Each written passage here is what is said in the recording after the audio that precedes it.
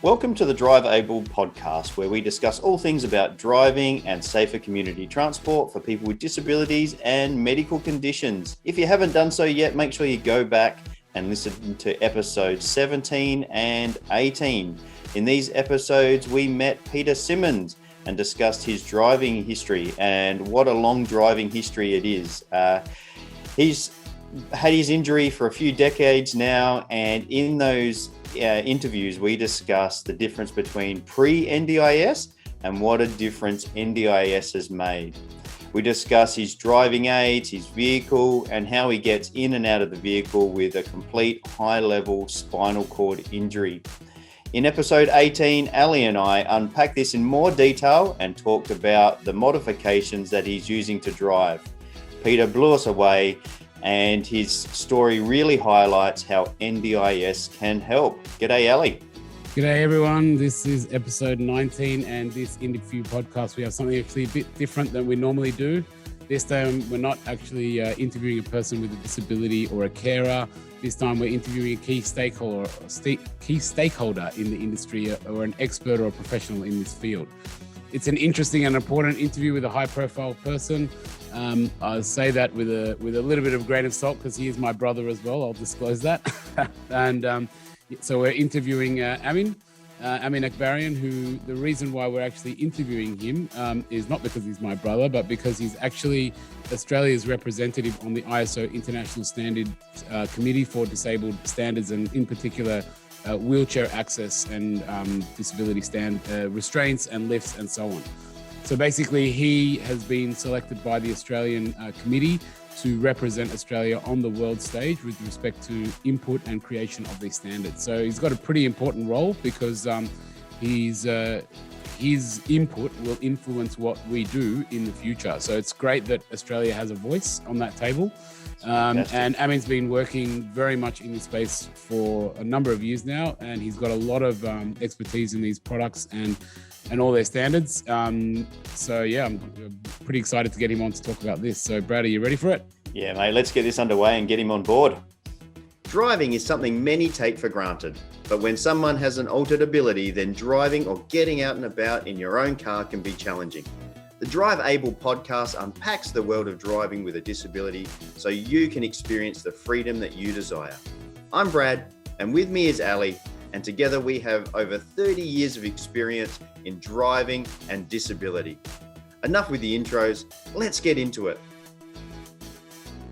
Okay, in this episode, we are talking with Amin Akbarian from both Mobility Engineering and Australian Standards representative on ME67, which is the working group that he's a part of.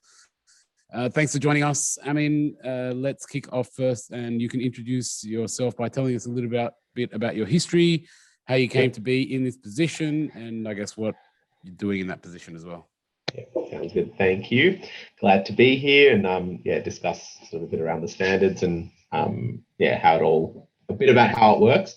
So my background, started working in this industry approximately 15 years ago, sort of like 2004, 5, 6.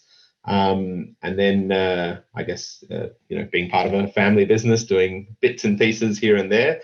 And then slowly developing the disability arm of our company and starting to create some, basic systems and stuff within the company to push that forward. And then as that sort of went step by step, we started to identify where, where we need to be in the industry and where the gaps of information might be, and then started to progress into, understanding that, there's therapists and allied health professionals that are required to make these things work in the real world, and then started engaging in that community. And then, there's also specifications and legal standards that these things need to comply with. Started engaging into those sort of areas, and then understanding that we always work better as a group. So trying to then link in with other modifiers, other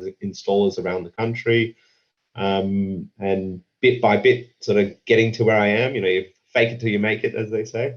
And yeah, coming as part of the standards committee, I shadowed my dad, who's like an engineering certifier, Maury, in a couple of the committees he was part of. I guess, to be honest, he had the technical engineering information and experience, but not the product experience. So then I was able to bridge that gap, and then shadowing him, learned a lot about the engineering specifications. And people seem to, I guess, like my opinions. And then one thing led to another, and it was Matt Butterworth from Sunrise Medical invited me to join this technical committee, which was, I think, in 2018, or the beginning of 2018. And then again, identified sort of the information I had was quite useful, being overlapped over a few different spaces. So not just being, I guess, a supplier / manufacturer, but also working with the end users, working with the therapists, working with the laws and regulations, and working with the other modifiers in the industry. It sort of put me at a pretty, I guess, advantageous position for them. And then as Robert Bingham from Royal Perth Hospital was retiring down from the ISO committee, he nominated for me to sort of replace him onto that committee. So there's, I guess, two sort of things that I'm part of for standards. So it's the peak body of Standards Australia, and then there's ME67, which is a working group within Standards Australia. I'm part of one of those working groups as an independent. And then for the ISO, it's a working group 6, which covers the transport standards. So 10542, the 7, I'm gonna go with numbers because there's heaps in my head at the moment, and I'll probably get some of them wrong. So it's like the one for wheelchairs used as seats inside of motor vehicles, as well as the hoist lifts and ramp standard as well. So and then so on that committee I represent Standards Australia. So it's not wearing like my mobility engineering hat. It's sort of representing the country, I guess, and trying to represent the country's best interests in that group. Well, it's in good hands. Can I just ask for the people listening to this, what does iOS stand for? Sorry, you cut out. Oh, sorry about that. Sorry. What does ISO stand for? Do you know? Oh, ISO. So it's the international. It's actually funny. It's spelled ISO, but it's spelled out iOS. So it's International Organization for Standardization. Yeah.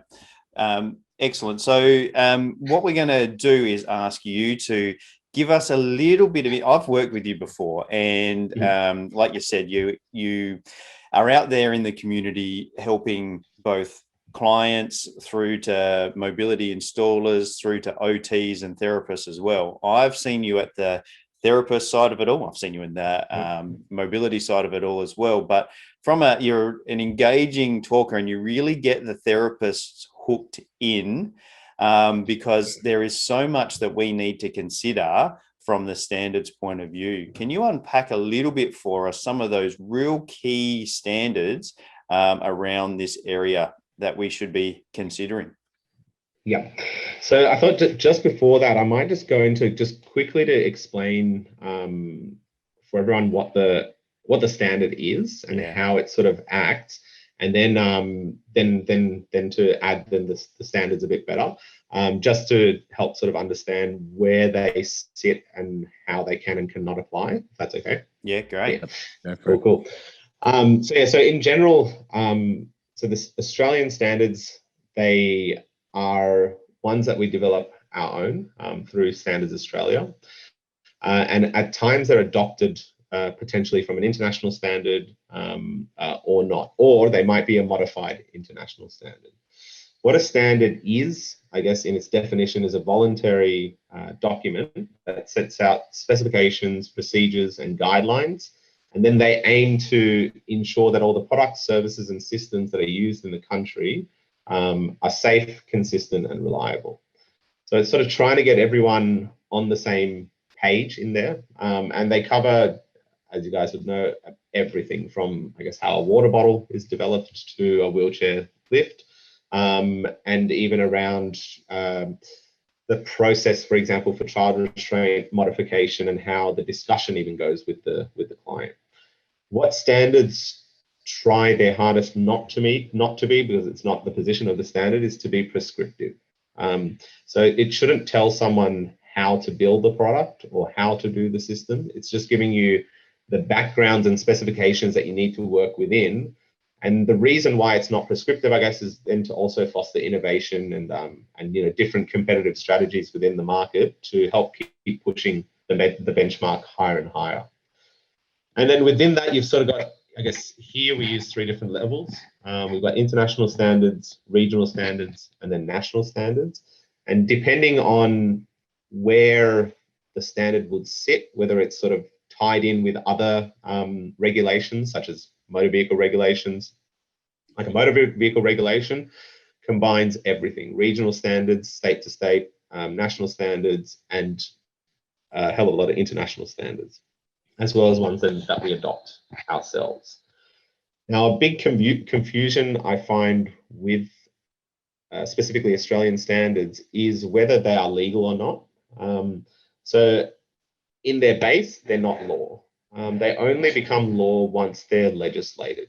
And for it to be legislated, I guess it needs to be passed through Commonwealth government and then added to a specific guideline that applies. So, for example, a good example of one is the VSBs. So you've got the Vehicle Service Bulletins, and they're legislative documents, and they cite particular disability standards that relate to motor vehicle conversions. So because they're cited within that service bulletin, then they must be used, and they then become law. Another example of where it's, I guess, it's not law, but it's being used in that nature is the NDIS. So, for example, the crash testing of wheelchair standard is not law. So there's nowhere in the motor vehicle regulations that says that a wheelchair inside of a vehicle needs to be crash tested. So legally, you can get a, I guess a $35, $40 wheelchair from Aldi and put it in a vehicle. Nothing against Aldi, by the way, but it's just an example. And just get one off the shelf, put it in a vehicle, transporting it, no headrest, nothing, and be completely legal within the law. It's a good example, I guess, of NDIS then going a little bit over and beyond. So if you want that product to be provided to you from that funding body, then the NDIS will mandate that it must meet this standard. So that's a separate body. If you want to work within it, then you must then meet the standard. And what we're finding is typically that's how things happen in Australia. It's various funding bodies and organizations and, working groups like ourselves. We start using the standard and then pushing the information about the safety and the needs of the standards. And then the government usually catches up to us, not the other way around. And typically, I mean, can I just interject one little bit here just to build on before you move on? One thing I want to mention also from the engineering, I guess, background as well.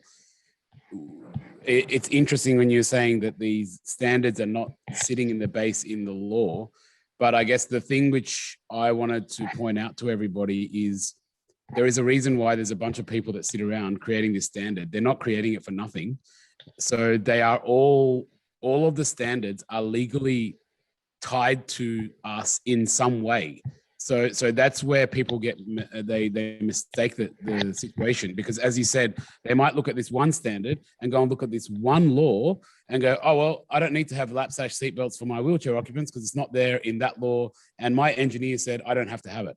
But the thing is that it's in about 5 different other laws that you need to have it. And I guess what I tell people is, a bunch of people like Amin and 20 other people didn't sit around a table for 5 years creating standards just so they can be put under it. Like, there's a whole reason why we have these standards. They are all legal in some way, shape, or form. It's just that often they're not directly legal. They're referred to in different standards and different laws and so on. And so that's how actually people get caught out, is they don't realize that. And so the philosophy I guess I try to share with people is, think about it. Why would a bunch of people sit around and create this whole standard for it to be thrown in the bin? It's there because it's going to be used and it's supposed to be used. So they always have some kind of legal implication, and it just may not be right in the limelight, I guess. And the more it's circulated and the more peak bodies know about it, even if it's something that says 100% not law, it then sort of becomes law under duty of care. So I guess duty of care starts coming in once enough people know what the implications are. So for example, if 99% of the Australian population did not know the safety implications of a hoist in a vehicle, and a hoist standard wasn't law, and they're just going about their day installing these non-standard hoists, then it's sort of not a duty of care issue at that point. But once, especially in today's day and age, something like NDIS and these products and modifications have been around for quite a while. So it's I guess it's done with the excuse of, I didn't know I need to meet that standard. I guess you should know if you're in this industry, sort of thing. That's how it should work in these days. And that's like a little bit, I guess, what a standard does. The benefits they have is obviously, it enhances innovation and creates a much more safer atmosphere for all of us to interact in society. And it makes it a convenient way for everyone to interact in society as well. So, for example, the committee that I'm part of, it's got, doctors, therapists, manufacturers, people from Austroads, New South Wales government, other state governments. And there's just people from policy. There's people that are not involved at all in the disability industry as well. And it's pretty good in the way that it works that way, because it sort of provides, for example, if you're making a lift standard and everyone in that standard's background is lift manufacturing, it's probably going to be an extremely prescriptive standard in that case. A lift manufacturer might not know the society implications of something, or the doctor's implications of something, or whatever it may be. So that's sort of, background into what a standard is. How it's created is sort of what Ali was just mentioning before. And I was just touching on is that various working groups are created and then tied to particular standards. So depending on, what the area is, different working groups will be pulled in to get those different viewpoints and ideas. And, right. And then the suggestions are then challenged robustly. So, in a standard meeting framework, there's no room for, I don't like that. There's got to be a reason of why you don't like that. And if you don't bring up a reason, then pretty much your viewpoint is put to the side, and it's not even considered. So you need to have a constructive argument for it to work. And then, as the saying goes, that there's many ways to skin a cat. So throughout this process of the committee, we want to make sure that we've gone through as many of those ways as possible. They are quite big projects and typically reviewed. They're constantly being reviewed by the market and the people that are working within the market. But I'd say probably more like a 5 to 10 year span these days of what a standard is. You don't want to be able to write them. How long does it take to write and review them, I guess? Yeah. So for example, this lift standard, which is, I can talk about it because it's completed. It's just about to go out. I think it should be released very shortly. That one, was started probably 2016, 2017, wow. And got completed during pretty much during the end of COVID last year. So it does take a while. And the reason is, there's multiple reasons. Everyone that's in the standard is pretty much voluntary. So there's a select few people that would work full-time within the standard, more in the administration side of things, but everyone else is like people like us. So we sort of give our time voluntarily, meet as often as possible, but we tend to try and really stick to those guidelines. So if we say, hey, it's going to be done, July 2020, everyone, it's like when you're in high school, you got that assignment due. The last 3 months, everyone pulls their sleeves up and just gets it done. And I guess the reason, you don't want to constantly just be changing standards all the time. Sort of like I compare it to, policies inside of work. You create a policy and you've used heaps of different stakeholders to create that. Then every time you come up with a hiccup, you don't want to constantly be changing the document, because that hiccup could be isolated as well. So you want to wait a little while in the market, get various different aspects of feedback, and then maybe do a review. So standards can be reviewed within. That's why you sort of see, the dates on the standards. So it might be 09, then one done in 2011, then another one in 2015, but it's the same standard. And like all committees, there can be disagreements, but it needs to be discussed, in a respectful way. So to help, I guess the idea is we're not all from the same background. So I guess a general philosophy of life, we do need to take the time to explain things, not in a patronizing way, but just explaining it from multiple different viewpoints to try and, connect those wires within our brains and get the right answer. Once that's all been done and the committees nutted it out within each other, it then will go to draft. Once it goes to draft, it then goes to public comment. Public comment is then where every single person in Australia can then have their say on the standard. And that's open to everyone in the public. So it's not just within the industry. Obviously, if you're not within the industry, it's going to be harder to know that it is going for public. So Australia, unless you're part of, Standards Australia mailing list or something, you probably wouldn't know. So I guess for the people out there that are in the industry and want to get involved, I advise being around the mailing list and around the ethos and the environment of Standards Australia, so when you know sort of what's happening. As standards get produced, people like myself and other committee members will populate them and spread them out through various groups and mailing lists to ensure everyone's got it. Public comment can sometimes be quite lengthy, so every comment has to be addressed. So you can't just go that one's unnecessary. So everything gets discussed within the committee again. This last lift and standard one, thankfully, there wasn't heaps of public comments. But even with that one, still, I think there was about 3 or 4 post meetings until we then drafted the final draft. There could be thousands of public comments. And if you can imagine thousands of public comments, then the committee might have to meet a lot more, lot shorter in time, and just run through them all. Generally, they seem to mostly be around, the similar sort of subjects. So you try and group them all together and address it that way. At the time of recording this, Amin and Ali, the Austroad guidelines for medical conditions is out for public comment. Yep. So we're recording this in May, and the guidelines are open for public comment until June 11. So there's a good month there for public comment. And they're about the guidelines, the medical standards for doctors and therapists, and also the Department of Transports to act upon. So that's another important standard that's out right now, as you mentioned, those public comments. And on that note, I just want to really kind of encourage people to be more engaged in this element, in the comment, in the standards. If you think you've got something to say, try and get yourself onto one of these committees, or even just putting comments out. Because what I found is people that do that then have a lot more respect and appreciation for those standards and laws. Like, for example, Amin knows we've had a recent conversation with somebody who is selling disability restraints or child seats or something like that.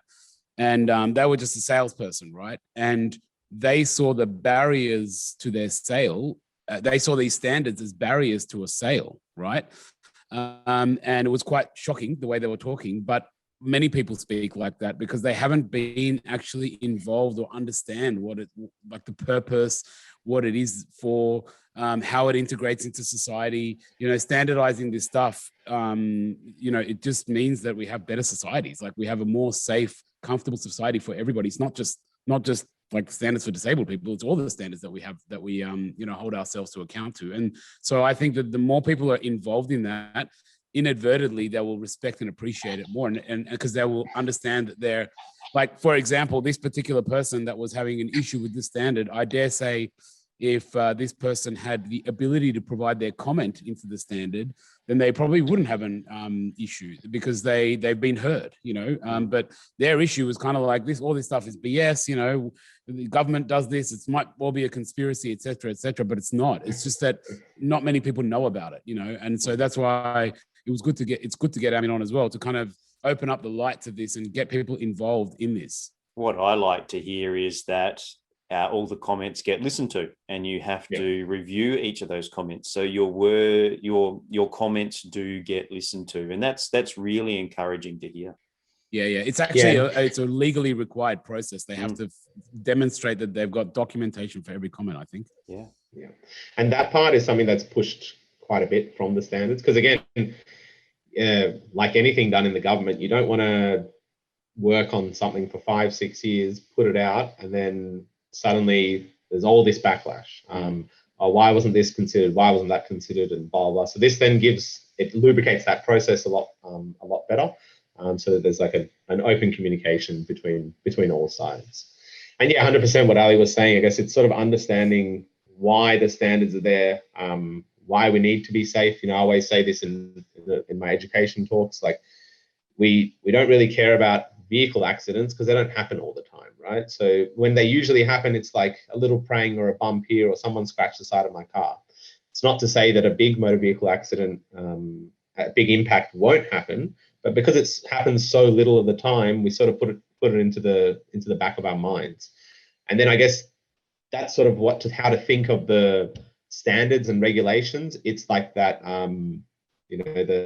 the angel in the back, sort of doing the work in the background to ensure that when you do get in those vehicles and so on, those big impacts, when they do happen, you don't have to think about it. The vehicle manufacturers have already thought about it. So it's just automatically going to be there with 7 airbags and seat belts and so on and so forth.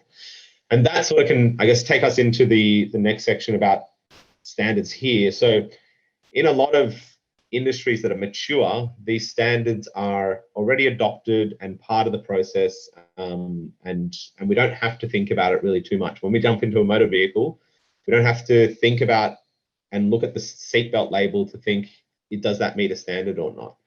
The disability industry and transport, because it's a bespoke product, it's, vehicles are not designed for people with disabilities. We're designing them to work with people with disabilities. The standards then have to be applied. They're not applied previously. And this is where I guess we are working a lot in the background to try and, as sort of you were saying earlier with the seminars, that's sort of what we're trying to do, is educate the people to understand that, hey, we're not there yet. It's up to the disability industry as a community to raise that benchmark and ensure our clients are all safe. And that can be a difficult process. It's hard to disassociate the supplier and sales side of things from standards. I try to do that I try to keep myself as honest as possible, when I'm in that process. And the way, I guess we have gone against something we're selling on multiple occasions because it didn't meet the standard, and checking ourselves then to see, okay, well, what are we doing? Where do we want to be in this industry? And how are we going to all work together to really make sure that that everyone's safe in a transport point of view? One thing, can I just interject here just before we go on? I was just thinking of Peter Simmons' interview that we did last week. 50 years ago, when you became disabled, there was no anything. You just figured it out with a bunch of steel on your own and so on. Now that we have NDIS, which is only 6 or 7 years old, these things are now coming to the forefront. So one of the things which I guess grinds my gears a little bit is that this, like you said, so for example, using Peter Simmons' example, you might look at his hand control that he's had for 50 years, and it actually is probably not Australian standards and not legal. Now you go and tell him that, he'll tell you it is, because he's had it for 50 years. And this is one of the issues in the disability industry, is that it's been a bit of an open, lax industry, and the suppliers are the same. So, and now that NDIS is coming in, government is spending billions of dollars and they don't want to waste their money, and they're going to hold those dollars to account. And so now it's kind of been a bit of a jolt or a shock, because suppliers who have been supplying, let's say, lifts for 50 years into Australia, you go and tell them, hey, this lift is wrong, they'll scream black and blue saying it's not, because I've been supplying it for quote unquote 50 years. And this is one of the issues that there is, particularly like what you said about the cars is a great example, because you go to a car dealership and you're not going to have that question or that debate of whether the thing meets the standards or not, because it's already an established thing that people already have those expectations, and they had those discussions many, many years ago, but now, because this disability thing is new, like people have been disabled for a long time, but with NDIS, this is a new thing in Australia. It's only 6-7 years old. So standards are kind of just coming to the limelight. And so what you've got to expect is governments, authorities, police, all of that stuff, they're going to be now cracking down on this. They're going to be asking for standards. So if you didn't do it in the past, doesn't mean it was okay. It just means you were doing it wrong and there was no one really policing it or checking it, because there was no NDIS, So that's a really interesting thing to kind of point out as well. 100%. Yeah, I've got another comment about that, is that the different interpretations of the guidelines and standards across state to state. I don't know if you want to make a little bit more comment on that, Amin or Ali, but being in South Australia is different to being different to being in New South Wales, as an example. Yeah. So from I guess from a ISO hat committee member and Standards Australia member, I'm not allowed to, I guess, speak on how to interpret the standards, but I can sort of mention where the issues can arise. So as you said, well, state to state. Well, interpretation, I guess, why I'm not allowed to do it and why it is an issue, and probably I think this will be an issue till the end of time, is we're all humans and our brains are not linked to each other. So how we've experienced things and grown up, and how we read a piece of paper, how we read a sentence, the three of us are probably going to get three different meanings out of the exact same sentence that we read. And that's where it comes to, I guess, that original part I was talking about in how the committee works, and it's being able to, in a non-patronizing way, using various different conversation tools to figure out what are those things that aren't aligning, and then slowly get it together, and then be able to then link it. Unfortunately, it is becoming, I think, a little bit better. Historically, for example, from a state-to-state legislation perspective, as we've seen during COVID, people seem to get, I guess, very nationalistic. I knew Australians were nationalistic about Australia. I knew it was slightly there from a state-to-state perspective, but it really highlighted how much it is there during COVID. And then you can then overlap that with how each of the state regulation bodies, even if it's there as a subconscious, it comes out, if, for example, if we approach a state government if we go to Tasmania and go, hey, this is how New South Wales does it, you should do it this way, then they're going to be like, well, no, we're Tasmania, we're our own thing. Why should we just do it because you guys do it? Shouldn't have started the sentence that way. Yeah. So to demonstrate not to use those conversation tools, and it's to approach it from a very different way. Try and see where they're coming from, understand that there might be state to state historical rifts or whatever it is, and then be able to address it. With the road rules, it's actually pretty interesting, because it's all exactly the same. So it's the federal road rules, and then each state interprets the federal road rules. And so really the end definition of most of them are exactly the same. But it's just the order in which they're written, and slightly, one might require an exemption for a certain thing. The other one might just require like when I say exemption, one might require a doctor's certificate, and you just carry it in the vehicle and you don't need to consult with the state body. The other one requires consultation with the state body providing that exemption in writing. So that's sort of the slight differences, but it's very important. I guess, when we always get the question, for for example, if someone from South Australia, we'll give the New South Wales answer, but say, hey, well, you also do need to confirm with your state road authorities because they may possibly see it in a slightly different way. I might be picking on the words here, but what I find between the states, because I've worked a lot between the states in terms of certification, it's not necessarily their interpretation. It's more the way they apply the standards. So it's more their systems that they have in their states. They tend to be, like they just tend to have the same interpretation. It's all Australian rules, as Amin said, and generally Australian standards. And I find the interpretation they have on it is not that different.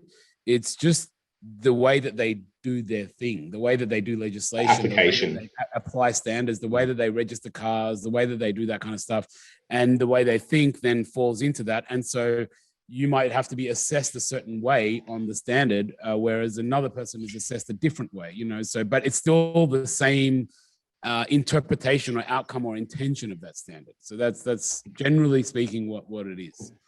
And there is pros and cons to that as well.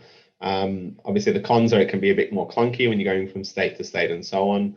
The pros, though, is something, I guess, that we saw during COVID, right? Like everyone had the ability to sort of, I guess, instead of, if there was just one system and it was spread across the whole country, we could have done things completely wrong everywhere, or it could have been completely right everywhere. But having, I guess, different viewpoints and slightly different ways of doing it helped then the country be able to come up with a more nationalized, robust response. And that's sort of a good, I guess, way to explain how the standards should and are intended to be as well in the background. One thing on the motor vehicle regulations as well. So there are common areas of confusion in our industry that we work in, like the vehicle transport space. The standard, an Australian standard doesn't override a road rule. So for example, if there's a Motor Vehicle Standards Act, this was historically used, which we've hopefully bridged that loophole. But historically, for example, it has always said in the road rules and the Motor Vehicle Standards Act that an occupant transporting in a wheelchair in a vehicle must have an occupant seatbelt. So, well, it didn't specifically say wheelchair. It said the word occupant inside of the vehicle. So, I like to say in a lot of my standard talks, and I don't mean it myself, but the only way to historically not use a proper occupant seatbelt was to not classify that person in the wheelchair as an occupant. So are they saying they're cargo? They're not a human. They don't deserve the same sort of, occupant rights as everyone else does. And people were using the Australian standard because the previous Australian standard didn't specifically prescribe a 3-point belt like the vehicle does. So they were going, well, there's no word of wheelchair in there, so wheelchairs are exempt and we can just do whatever we want in our space. It never was the case. It always was illegal for wheelchair occupants inside of the vehicle to not have a lap/seatbelt once every other occupant did as well.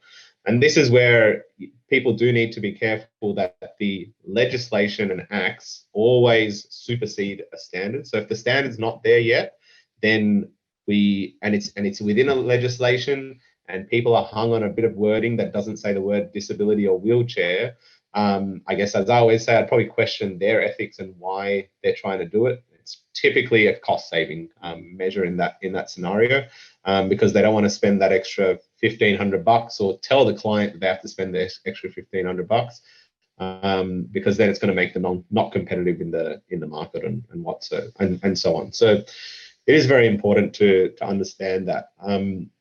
In addition to the costing, I'll also interject a little bit, like going back to what I said, when people have also been doing the same thing for 20 years, when they're challenged on that, it also, they like, psychologically, it's going to be very difficult for them to admit they were wrong for 20 years. You know what I mean? Because then that could have in their mind, could have legal implications, ethics implications, so many implications. So as a person, I think they might be feeling safer to just say, no, that's not right.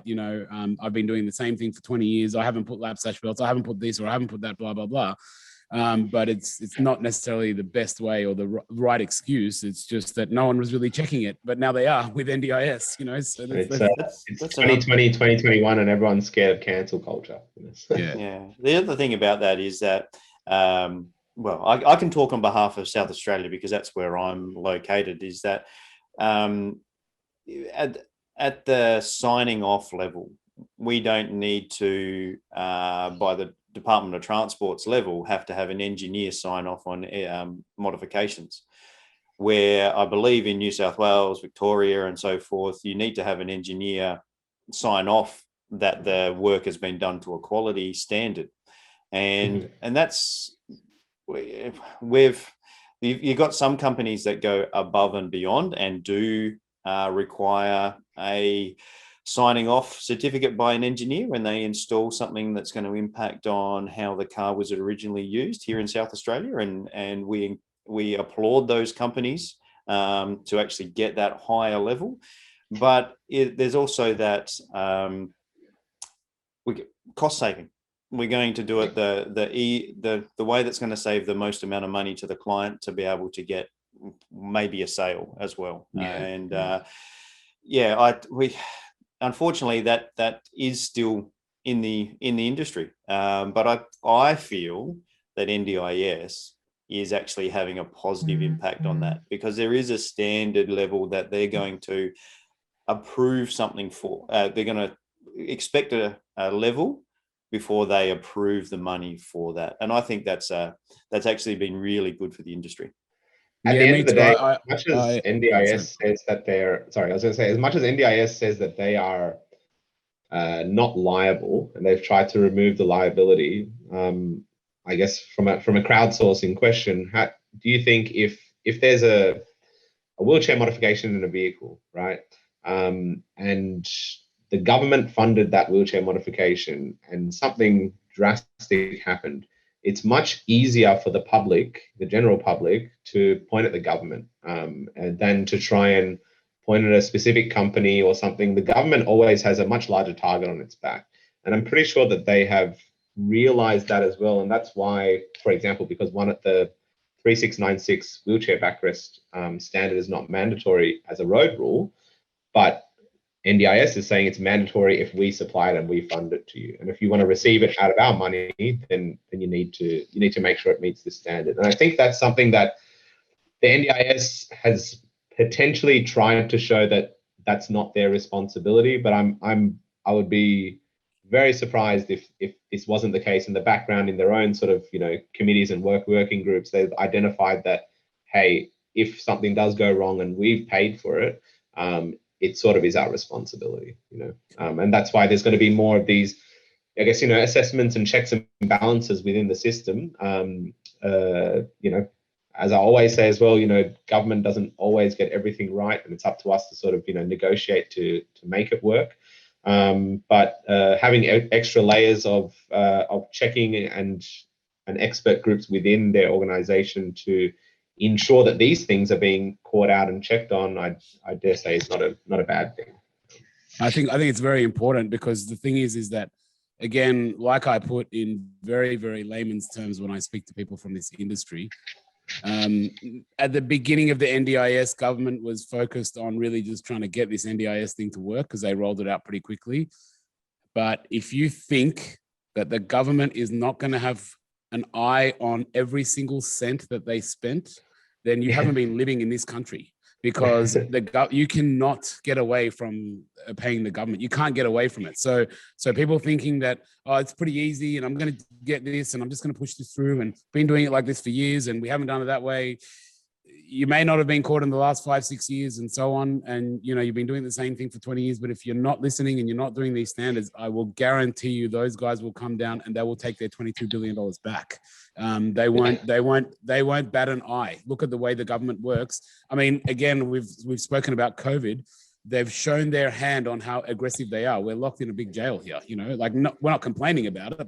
But the point is if our government needs to be, they get extremely aggressive. And we're seeing now more and more, much more stuff on the news almost on a daily basis, where people ripping off NDIS are being arrested. They're being, held to account. There's like NDIS inspectors dressed like the bloody FBI, out there.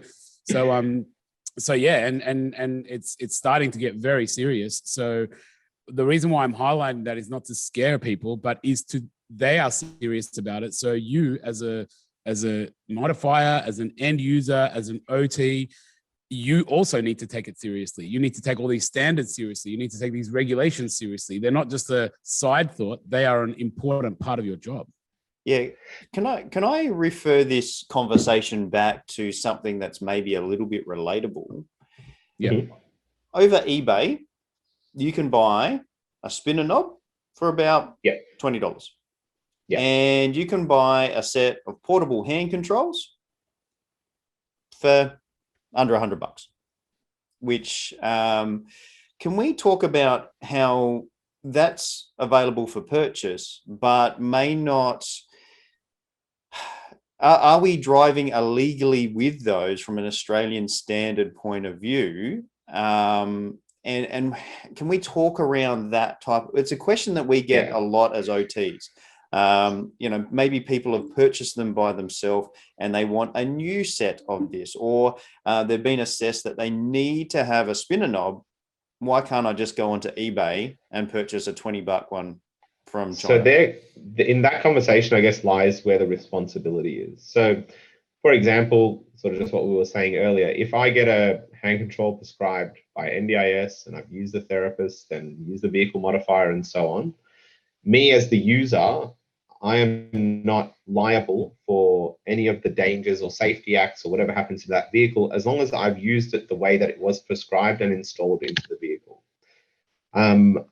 There's nothing stopping someone from the general public importing their own hand control portable, is a good example, and just installing it into their own vehicle and using it. It's just very important for that person to understand that if something happens, they're personally liable for that. And for example, things like insurances might not cover them. So if somebody is driving with portable hand controls in New South Wales, where it is illegal to use as per the certification, and they haven't been prescribed it, they've done it themselves, and then they've gone and say something, I'll just use a drastic explanation.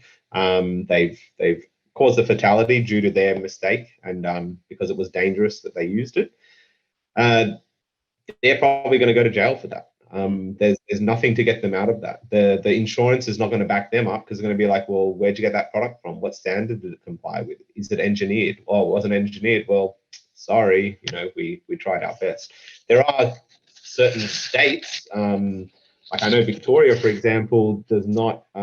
That's why this particular type of modification is quite prevalent in Victoria, because they don't regard hand controls as major modifications to the vehicle, and then there's no certification requirement. That's something sort of, I guess we're working on in the background to try and make that happen. But they haven't closed up that loophole, and that's why you'll probably see more and more of it leak into the market.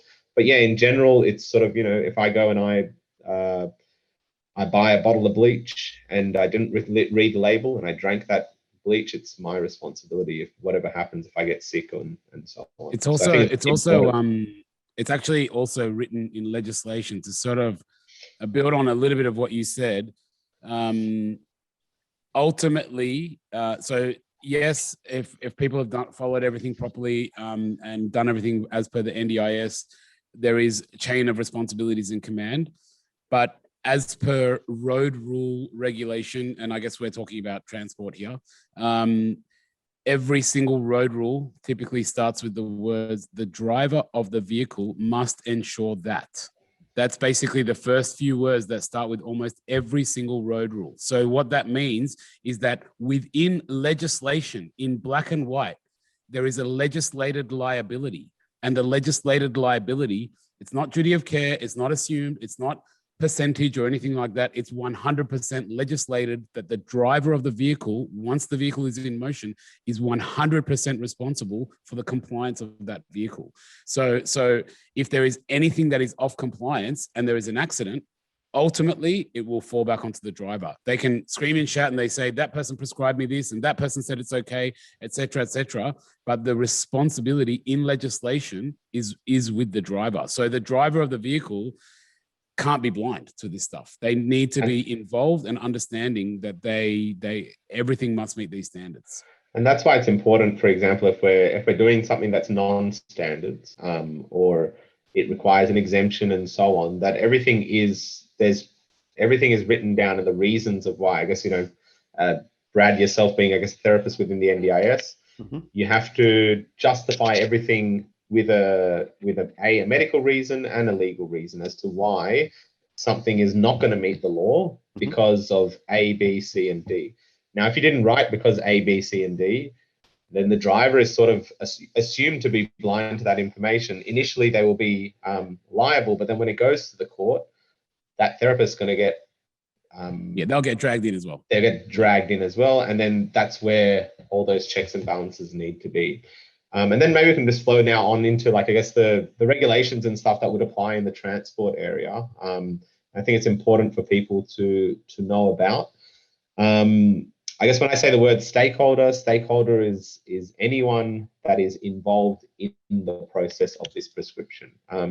So if I always say in all my talks with the therapists, if the therapist is actually, the way I guess we like to explain it is, you've got people like Ali, who's a state nominated engineering certifier, and he certifies the vehicle to ensure that it's safe to go on the roads.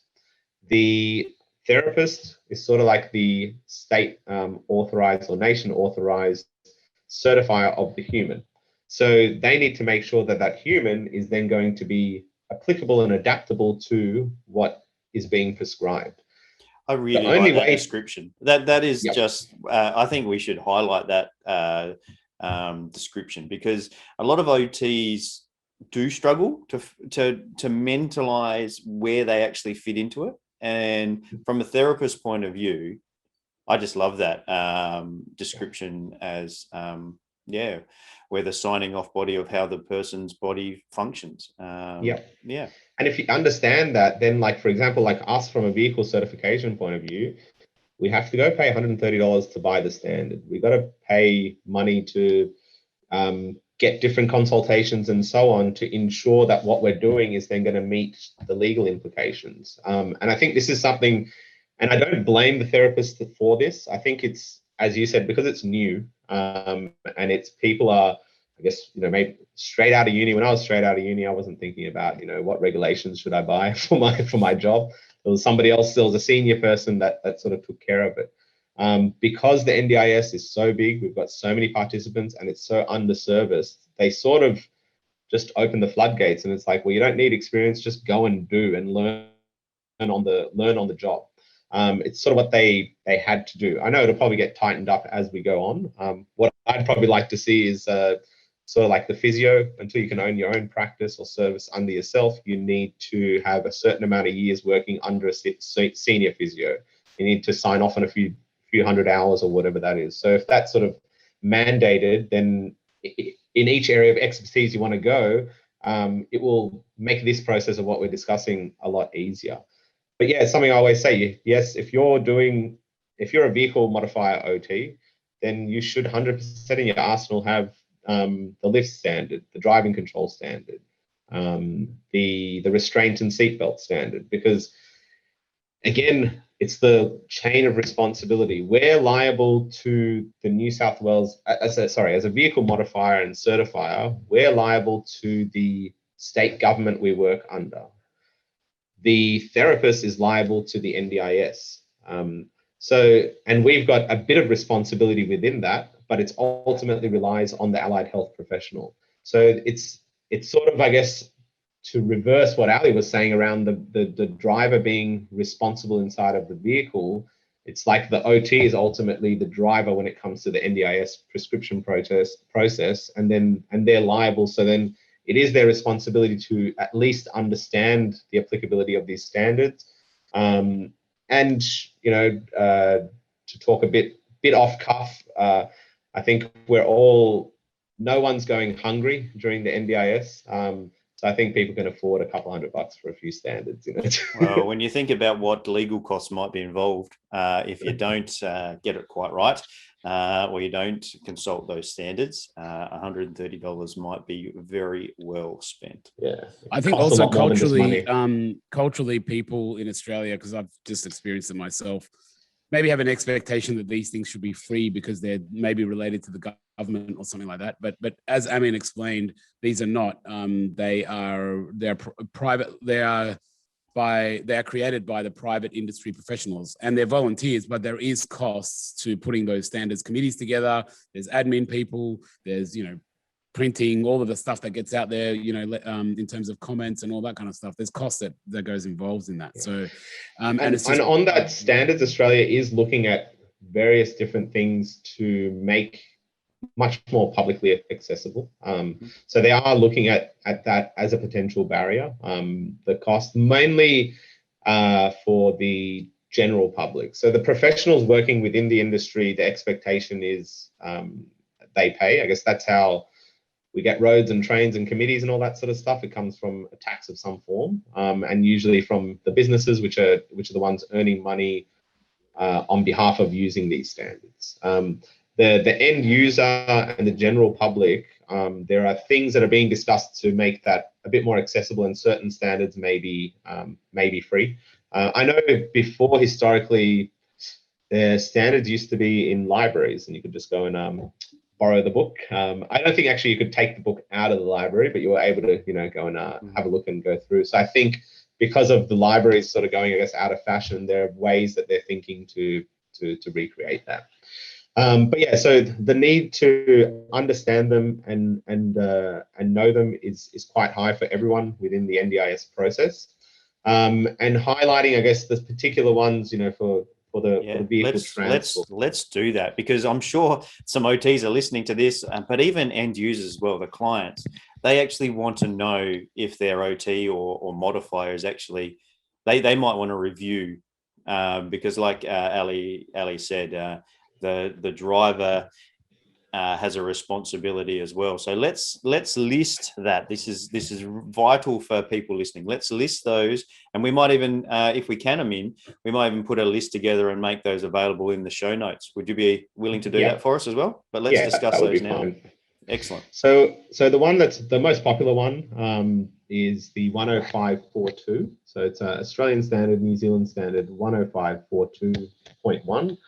That was modified in 2015 in Australia, and the ISO version came out in 2012.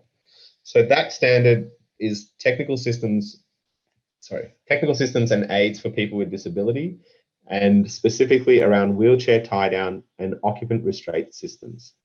So within that standard, or within all standards, what they also list out is the requirements and test methods for all these systems. So the requirements is mostly what, so a lot of standards are part 1 and part 2. One part will be requirements, the other part more to do with testing. So to clarify, I guess, as a therapist, you probably wouldn't need the testing one because you're not building the product. You would need the requirement one to check to make sure that these products are meeting what's required. But yeah, they give all the test methods, because also the idea of these standards, why we don't just fully always adopt the international standard, is that we do want to also foster the ability to innovate these products locally. Mm-hmm. So the more we can, I guess, add Australian national requirements within this and slightly modify them, then it can make it a bit more advantageous for someone in Australia to develop a product to suit the market. Typically, though, I guess looking at it as well from the other point of view, if somebody in Australia is wanting to innovate a product, it is probably better to, unless they're just looking for a very niche market, it's better to meet the international standard as well as the Australian standard requirements if there are others. So then they can make their product viable for international export, because I guess that's where you're also going to make the big money and be able to really penetrate the market with your product. So yeah, 10542, that covers wheelchair tie down and occupant restraint systems. Just want to highlight occupant restraint systems and not confuse it with postural support requirements or things called head rests. So when we're talking about restraints, we're talking about things that are tested to a very high load to ensure something does not dislodge from its place and does not create a dangerous atmosphere inside of the vehicle at high crash speeds. Supports and rests, they're there for comfort and medical reasoning, but they are not there for not necessarily from a safety point of view. There can be something that overlaps. There can be a head restraint that does have good postural support, but we do need to clarify what a restraint is and what is not in that area. So if you're working in wheelchair access, that's a standard that you would need to really know off by heart in terms of its requirements. It's also interesting to understand, but not, I guess, use this as a weapon from a certifier, therapist, or end user point of view. Standards are not always going to meet every single person's requirements. They sort of try to hit the 95th percentile. It's never going to meet 100%. And however, if there are parts in the standard that people believe are not caught up with what is now the market, then there needs to be discussions and things brought back. But that's also why the committee has so many different technical members. So for example, using wheelchair restraints, the Australian standard and the international standard is 85 kilos is what the tested surrogate wheelchair is to meet the Australian standard. Some companies go over and beyond that. You're now getting 85 kilos though for a transport wheelchair is sort of being out of the money now. It's not really the standard anymore. It's now more probably 130 to 185 around that mark. It then though begs the question of, and this is more from a certification and vehicle construction point of view, can vehicles standardly, can they even take 150 kilo load in a section of the vehicle that might not have necessarily been fully constructed for cargo? If you've got a cargo van, it's a bit different. But a lot of vehicles, I guess, we work with and we supply, like the VW Caddy, the drop floor conversions. Like the drop floor conversions, yeah, the Kias, the Caddies, the Renaults, like they're aftermarket modifications with those tubs. If they just have those standard tubs they always use, it probably won't meet that 185 kilo requirement. So people in the industry needs to look into that. Like I know a few different industry modifiers are beefing up, for example, their floors because they've done a test and realized it's not going to actually pass once we get to like 150 plus kilos. So we have to do more than what we used to do before to be able to withstand that load now inside of the vehicle. And vehicles have constraints. When people ask me, okay, well, why is it like this? Why is the weight so low? The general population doesn't know that, for example, a seatbelt inside of a vehicle is tested to, I think it's about 75 kilos or so for a 75 kilo occupant. Technically, I'm over that. So if I'm in a vehicle, that position is not necessarily safe for me, but it may be. Like it just depends on the nature of the accident and what happens most and so on. There was a case a while ago. I think there was like a big sort of courier driver in a van, and got into a frontal accident. Everything, the seatbelt completely ripped from the vehicle out. When that went to court, the vehicle manufacturer did not get persecuted because the vehicle fully met the standards. And there sort of wasn't, if they wanted a vehicle to, I guess, be aerodynamic, fit on the roads and, meet all of our requirements, but also be able to take like a 200 kilo occupant, you're literally going to have, World War II tanks on the streets. So we do have to be a bit respective of what people really do actually, what people can and can't live with, in the market. Rearward facing is another, great example. Rearward facing is the safest way to sit. As humans, we're a bit spoilt, so we go, we got a bit of motion sickness or whatnot. I want to sit frontwards facing. So we compromise a little bit on the safety to be comfortable, and that's what humans have always done. So it's also important to, I guess, understand that mechanism and that aspect when it comes to this whole framework, because at the end of the day, we are dealing with us, and we're all we're all very specially different. We also can't live our whole lives in cotton balls. That's unrealistic either. So that's the truth, you know. So it's you do have to interact with the rest of the society. So maybe I'll just quickly rattle off the other standard names, and then we can just include it into the thing. I won't go through in depth. Quickly, there's also the one which I was working on with the committee. So the new version will be out soon. It's Australian Standard 3856, parts 1 and 2. So the previous version was 1998. As you can imagine, 98 was quite a long time ago. So that one was definitely up for renewal. So that'll be 2020, 2021 version. As I said, once that does get released and it's official, we'll sort of spread it through our lists and everything just to make sure the public is aware. There is what was that one standard for? What was that one for? Oh, sorry, hoists and ramps for people with disabilities. Interestingly, that one will also start to include swivel seats and person lifters. Historically, there was no standard that covered them. And when we went through the previous definitions, we saw it tied in actually quite well. So that'll be a good addition to the industry to sort of lift that benchmark. Excellent. There is Australian Standard, New Zealand Standard 4370. Last version of that was 2013. That is for restraint of children with disabilities or medical conditions in motor vehicles. So that's more when we're dealing with, that standard, I guess, actually, it can be used also for adults, and it does get used for adults because it's got a really good process of elimination to go through with the therapist and with the client, especially from a behavioral aspect and sort of how we flowing through this scenario. I think that's it's a good flowchart, to be honest, to be used for any decision making, but it works very well for the child restraints and sort of under 12-year-olds. And then lastly is Australian Standard 3954.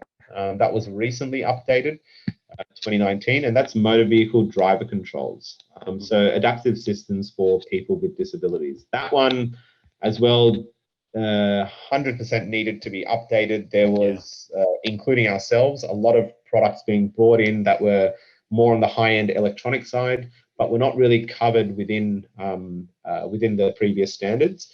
So then that sort of came out, got updated. So now it sort of future-proofs that for a little while until, I guess, autonomous driving and the rest of the mix comes on. But yeah, that's a bit of an overview of, I guess I wanted to say, what a standard is, how it's sort of developed, who should know about it, what's specific for transport. And yeah, I think it's been good to sort of discuss that all out and get all the various aspects of that. Yeah, that sounds pretty good. I think we're going for an hour or so now, so maybe it's a good time to kind of wrap it up. It's been a good discussion. I'm sure we could keep discussing it as well. So yeah, we're all passionate about this stuff, particularly with the safety side of things. There's so much more to discuss, I think. We might even get you back on if people have got comments in regards to this, and if you've got some specific questions. Would you be happy to come back on at some stage? Yeah, for sure. Well, I dare say maybe we could even do some focused episodes, because we've got, like, I know Amin is continually, and same with myself, being contacted by very, very concerned and nervous therapists that are working in NDIS. And as I said before, or even as Amin highlighted, nobody's really even gone and told them, hey, you're responsible for this stuff. You're the person signing off on the person. And you need to have these standards, and you need to own this stuff. And no one's really actually told them anything like that, and they're sort of wading this kind of muddy water and finding things out left, right, and center when it might be too late, funding might be in or whatever. So, and we're just finding a lot of people reaching out to us, particularly from the OT side of things, going, hey, we've been caught out here, or we're stuck, or getting into a bit of trouble, please help us. So yeah, I think it'll be worthwhile talking a bit more focused about various things as well. So let's put that out there to the listeners. If you would, especially the OTs that are out there, but anyone else as well, if you'd like us to break down specific standards and go into them in a bit more detail, let us know in the comments down below, and say yes, please, in regards to which standard you would actually like to unpack in a bit more detail. And the ones that get the more comments, we'll do those first and unpack them again with Amin at a later date. Sounds good. Awesome. Yeah. And thank you very much for having me on. All right. Excellent. We've got to wind up with the special question, you know. Just because you're not a person with a disability, you don't escape this final question. All right. So what we ask everybody that comes on and does an interview, and Ali's answered it and I've answered it as well. What's something, cars are more than getting from A to B. So what's something that you've done in your car that is maybe something a little bit unique? It can be something from a game to an adventure that you took that nobody else knows about. I think it's sort of one thing is using a vehicle as a bottle opener. When we haven't been able to find the right tools, there's always somewhere on the vehicle that can work for that, especially if you're stuck in the bush on a camping adventure. Okay, we need tips for that one. I need a tip for that one. I've never heard of that one. Where's the best place on the car to use as a bottle opener? I might get sued by a vehicle manufacturer if I advertise it. You've got standards to live by.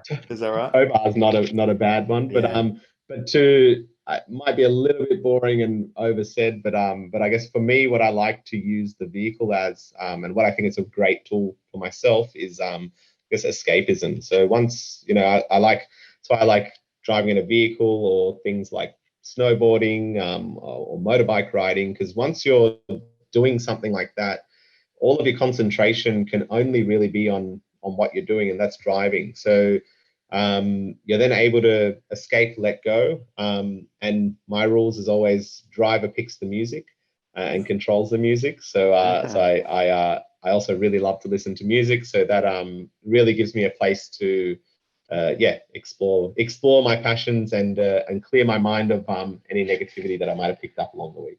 My kids would not like that rule at all. Just letting you know. There would be anarchy in our car if I chose the music. All right. Hey, mate. Well, actually, that's really good. One final thing I'll say before we do highlight is that escapism point. A couple of people have mentioned that as well, and it is something that the disability community benefits from when they're in a car. In a lot of cars, particularly some of the ones with the more sort of discrete modifications like hand controls and stuff, I think it was even Nick was saying, when he's in the car, sort of doesn't feel like a disabled person. You know what I mean? Like he's like one of the people, he's just in a car like everybody else, and that is a thing that I like to highlight for this industry. Again, I guess to encourage people to go get those trials, and get out there and get in the car. There's standards, you're going to be safe, so yeah. Oh, that's a good way to wrap it up. So as we say in every episode, if you've got any queries about what you can do and what will work for you, make sure you get in contact with your local OT or your mobility dealer. Ask if they have referred to the standards when they're prescribing something for you. But those trials, they really do put you in the driver's seat. And until next episode, thank you very much, Amin, for joining us, and maybe again in the future. And Ali, good to see you again, and thanks very much. Sounds good. See ya. All right. See ya. Thanks for listening to the Drive Able podcast with Brad Williams and Ali Akbarian. If you like what you've heard, make sure you like, rate, and subscribe. It really does make a massive difference. If you or anyone you know would like to share a story about driving with a disability, or you would like to get in contact, find the show notes, or find the resources mentioned in this episode, you can find us on Facebook. Just search @Drive Able Podcast for more information.